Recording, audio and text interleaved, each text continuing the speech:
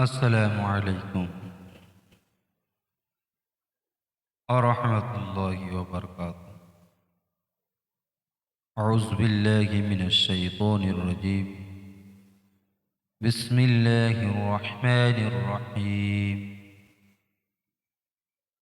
अशहदु अल्ला इलाहा इल्लल्लाहु वहदहु ला शरीका लहु व अशहदु अन्ना मुहम्मदन अब्दुहु व रसूलुहु सल्लल्लाहु अलैहि वसल्लम। आज मैं अभी बताऊंगा इंशाल्लाह जो मैंने बोला, जुल्म करने वाला, अत्याचार करने वाला, गरीब के ऊपर, मजलूम के ऊपर रौब झाड़ना, जुल्म करना, उसी के बारे में बताऊंगा और कुरान के बारे में बताऊंगा इंशाअल्लाह। एक मैं आयत पढ़ा था मैंने, फिर और एक मैं पढ़ रहा हूँ इंशाअल्लाह। औज़ु बिल्लाहि मिनश शैतानिर रजीम। बिस्मिल्लाहिर रहमानिर रहीम।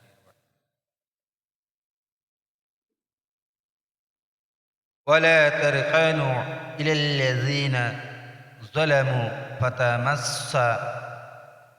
फतमस्सकुमुन नार।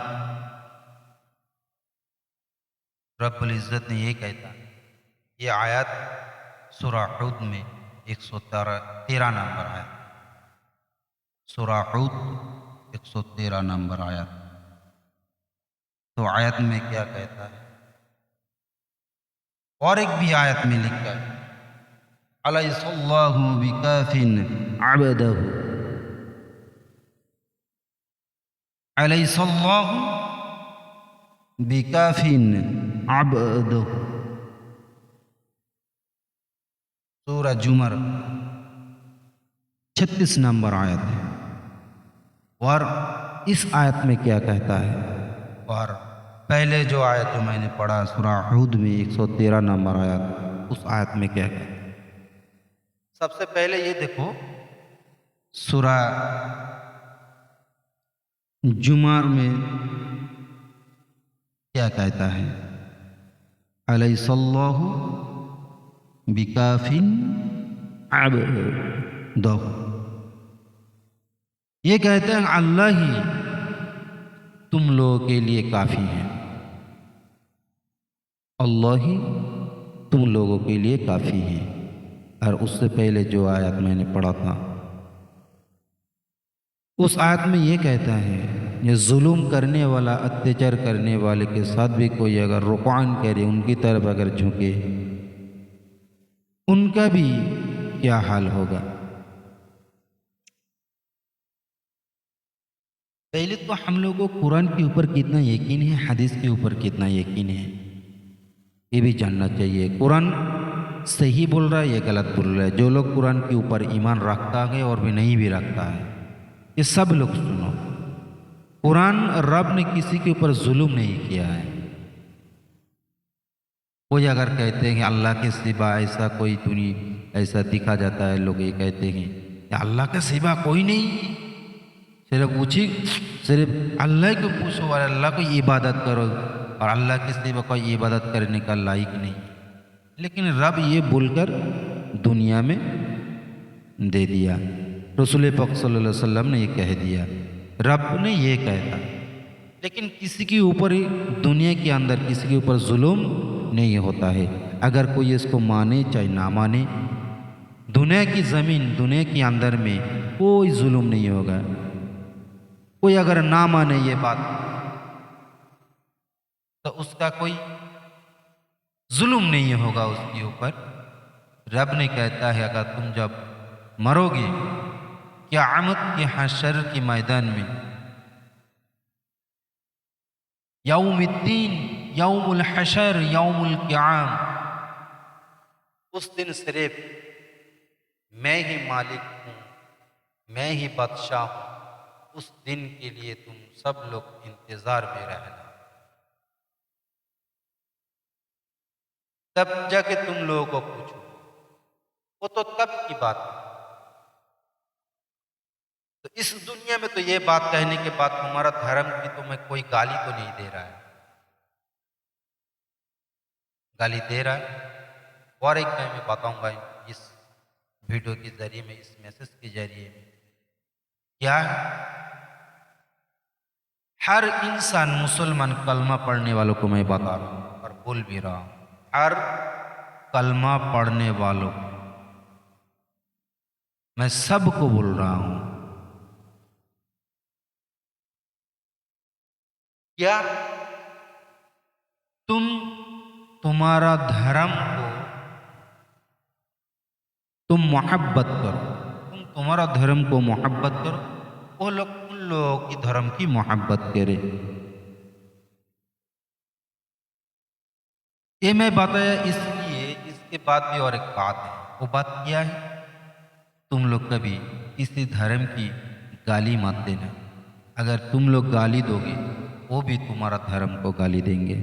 ये रसूल का हदीस है, याद रखना। रसूल पाक सल्लल्लाहु अलैहि वसल्लम ये कहता है तुम किसी धर्म को गाली मत दो।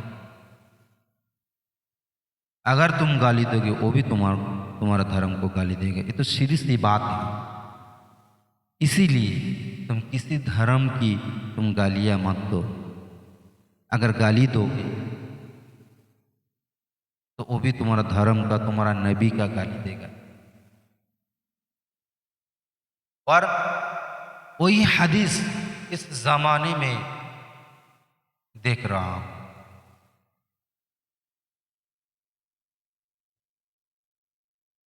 मेरा रसूल पाक सल्लल्लाहु अलैहि वसल्लम का अगर कोई गाली दे, उल्टा सीधा बोले, इमोशनल अत्याचार करे।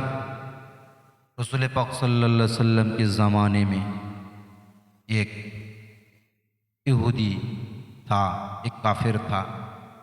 रसूल पाक सल्लल्लाहु अलैहि वसल्लम को कुछ मारते धरते नहीं है, लेकिन इमोशनल अत्याचार करते रहते हैं। ऐसा ऐसा अत्याचार करते थे, मेरे रसूल बहुत दुखी हो जाते, इतना दुखी हो जाता है। मेरा रसूल पाक सल्लल्लाहु अलैहि वसल्लम का जो चेहरा मुबारक नूर चमकता था, उस चमकने वाला नूर को, चेहरा को एकदम, तो मतलब क्या बोले, जैसा बिल्कुल सिकुड़ जाता उस इंसान की बात सुनकर। अल्लाह पाक मेरे रसूल का ऐसे हालत में रखेगा, ये मेरे रसूल को अगर ऐसे देखते हो कि मेरे रब को बर्दाश्त नहीं होता है, मेरे रब ने आयत नाजिल कर दिया है। ये आयत 29 पारा में है। वो क्या कहते हैं रब ने, बोले या रसूल अल्लाह, ये मेरे हबीब তুমি দিল ছোট করো না। কি বলে ভর্সনা দিত আমার রসুলকে? রসুলকে বলতো তুমি যদি নবী হবে তা তোমার বাপ মা কেন মরে যাবে? এসব কথা বলে আমার রসুল পাক সাল্লাল্লাহু আলাইহি ওয়াসাল্লাম ইমোশনাল অত্যাচার করত। আমার রসুল ব্যথা পেত, কষ্ট পেত, এমন করে করে কথা বলতো, তোমার নবী, তুমি যখন নবী হবে, তুমি যদি নবী বলে দাবি করছো, তাহলে তোমার মা কেন মরে গেল? তুমি যখন নবী হবে তোমার বাপ কেন মরে গেল? তুমি যখন নবী হবে নবী ছাগল কেন চড়াবে? এইরকমভাবে অত্যাচার করত সেই জুলখায়রা আত-তামিম। আল্লাহ পাক বলছে আমার নবী তুমি চিন্তা করো না, ওর জন্মগত হালাল নয়, জন্মগত হালাল নয়। ওই জুলখায়রা তামিমকে বলেছিলেন। কোরআনে তখন এটাও বলছে জুলখায়রা থেকে নিয়ে হোক, এখন থেকে নিয়ে কিয়ামত পর্যন্ত আমার রসুলকে যে ইমোশনাল অত্যাচার করবে এটা জেনে রেখে দেবে, এর বংশ কিন্তু কোটাই, এর পায়দাসী কিন্তু হারামি, এর পায়দাসী কিন্তু নাপাকি, এর পায়দাসী কখনো পাক নয়। যেন আমার রসুলকে গালি দেবে, আমার রসুলের মতন ম্যান মানুষ পৃথিবীর জমিনে দ্বিতীয় নেই, হয়নি, হবেও না, আসেনি, আসবেও না। সেই নবীকে যদি আমরা যদি উল্টা সিধা কথা বলি, সেই নবীর সম্মান দিন। তাহলে এটা তো জানতে হবে আমাদের, আমার রসুল সেই নবী রসুলই বলে গিয়েছেন, এ আমার উম্মত, তোমরা কখনো কোনো দিনের জন্যে আমার এই হাদিসকে কোরআনকে যেন ছেড়ে দেবে না। যদি ছেড়ে দাও তাহলে তোমাদের প্রতি আপাত বালা মুসিবত হেন কোনো বিপদ থাকবে না, যে তোমার ফ্যামিলিতে হবে না, তোমার দেশে হবে না, তোমার মহল্লায় হবে না। আমরা সকলে আমাদের ফ্যামিলিকে দেখি, ফ্যামিলিকে যদি দেখি তাহলে পাবো ইনশাল্লাহ। সেটা কি পাবো? কাছে পয়সা নেই, যতই কামাই করি না কেন, কামাই করে পয়সা রাখতে পারছি না। পয়সা যখনই কিছু হাতে আসে জমা হয়, তখনই দেখবে কিছু না কিছু বিমারি তোমার দরবারে, তোমার দরজায় এসে হাজির হবে। একটা বিপদ দেখা দেবে, আর একটা দেখা দেবে, একটা সারবে তো আরো দুটো দেখা দেবে, দুটো সারবে তো আরো চারটে দেখা দেবে। আপনি পেরেশান হয়ে যান। আল্লাহ পাক বলছে, আমি তোদেরকে সবগুলো দেব। যখন তোরা আমার কোরআন থেকে দূরে সরে যাবি, আমার রসুলের হাদিস থেকে দূরে সরে যাবি, তখন আমি তোদের জন্য এসবগুলোকে নিয়ে যুক্ত করে রেখেছি, তোদেরকে আমি এসবগুলো দেব। আবার ওটাও আল্লাহকে, আমার রসুলকে অতি মহাব্বত, অতি ভালোবাসা করলে তখনও কিন্তু এসবগুলো দেখা দেবে। আল্লাহ পাক তখনও কিন্তু তোমাকে ওটা পরীক্ষা করবে। এখন দুটো কথার মধ্যে একটু ফারাক আছে। যদি গুনাহ করি তাহলেও এই বিপদ আপদ, আবার যদি ভালোবাসি তাও এই বিপদ আপদ।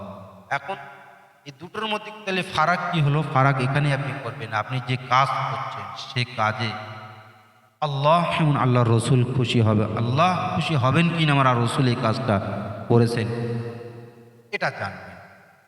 যদি জানবেন যে এসবগুলো আপনি সঠিক রাস্তায় আছেন, তাহলে আপনার প্রতি পরীক্ষা চলছে। আর যদি আপনি এসব আমল করতে কোনো যদি বিরত থাকেন, এসব আমলকে যদি আপনি কিছুই করেন না, যদি আপনি মানুষের উপরে জুলুম করেন, মানুষের উপর বাদশাহিত্ব দেখাতে চান, মানুষের উপরে যদি আপনি আপনার বড়পান দেখাতে চান, আপনি সেই আপনার পাওয়ারের ক্ষমতা নিয়ে আপনি অপচয় করে যদি করেন,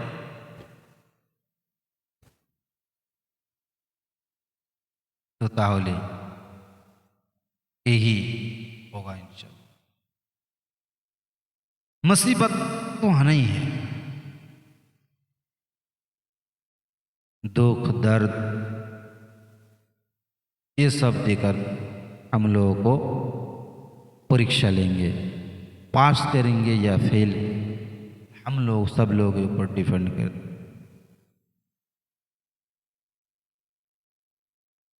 दोस्तों,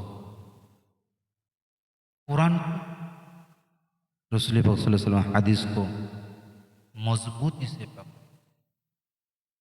अगर कोई भी हदीस कुरान को मजबूती से अगर पकड़ ली तो याद रखना, क़यामत की सुबह तक तुम लोगों का कोई बाल बेकार नहीं कर सकता।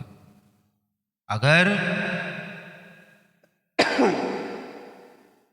तुम लोग इसी छोड़ के अगर हट के कुछ सोचोगे तो याद रखना, मुसीबत तुम्हारे लिए हर टाइम सुबह शाम इंतज़ार करेगा। रिसीव करने के लिए तुम तैयार रहना।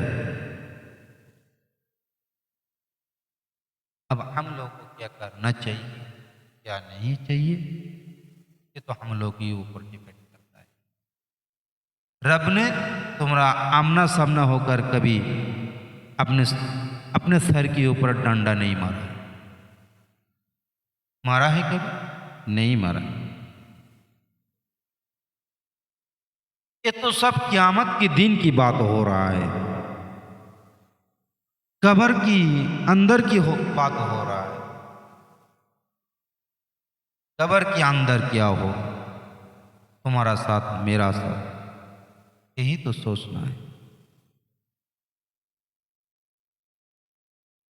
कब्र के बारे में भी सोचेंगे इंशाल्लाह, इसके बाद फिर मैं बात करूँगा। दरूद शरीफ पढ़े, अल्लाहुम्मा सल्ली अला सय्यिदिना व मौलाना मुहम्मद व अला आलि सय्यिदिना व मौलाना मुहम्मद सल्लल्लाहु अलैहि वसल्लम।